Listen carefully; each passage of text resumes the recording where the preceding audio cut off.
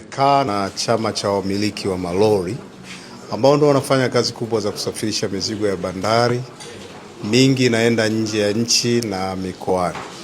Walikuwa wana changamoto ya wale subcontractors ambao wanapata kazi kutoka kwa lead transporters.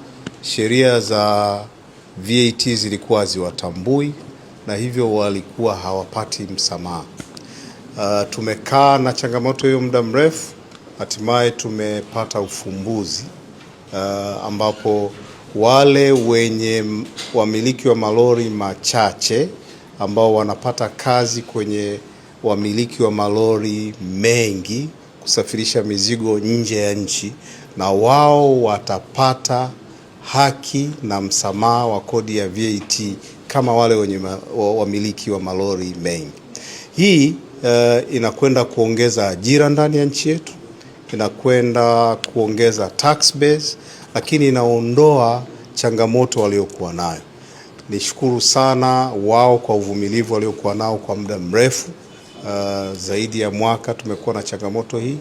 Lakini tushukuru serikali ambayo inaongozwa na Mheshimiwa Rais Dr. Samia Suluhu Hassan kwa msimamo wa kuwezesha biashara ambao leo umetumika kuwa na tafsiri sahihi ambayo inakwenda kuwezesha biashara za usafirishaji, lakini pia kuencourage wengine wafanye biashara za usafirishaji za kutumia malori. Lakini pia tumeongea hapa kwamba kwa uwekezaji na mizigo mingi inayokuja, Tanzania sasa ina upungufu wa madereva wa malori. Ni jambo kubwa na ambao hata hawa wakiajiriwa kwa tulivyofanya inakwenda kuongeza kodi, lakini inakwenda kuongeza shughuli za uchumi ndani ya nchi yetu. Leo tumekutana na uongozi chini ya Kamishna Mkuu General wa TRA.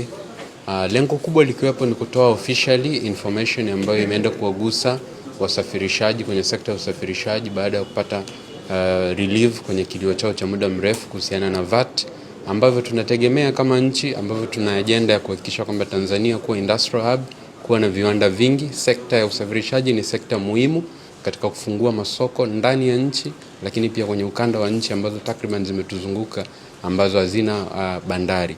Kwa hiyo tukiamini ya kwamba relief kwenye sekta ya usafirishaji itawasaidia wasafirishaji kuweza kutanua wigo wao na urahisi wao kupeleka bidhaa za nchi na ambazo pia ziko kwenye transit.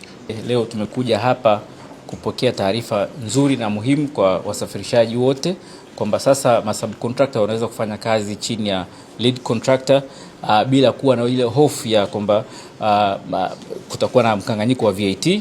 Kwa hii ni changamoto ambayo kama Mheshimiwa Kamishna alivyosema imetuchukua takriban mwaka mzima, lakini sasa tumepata solution, na solution hii sasa itakwenda kuwafanya masabu wafanye kazi kwa urahisi wakifanya chini ya ile contractor mkubwa.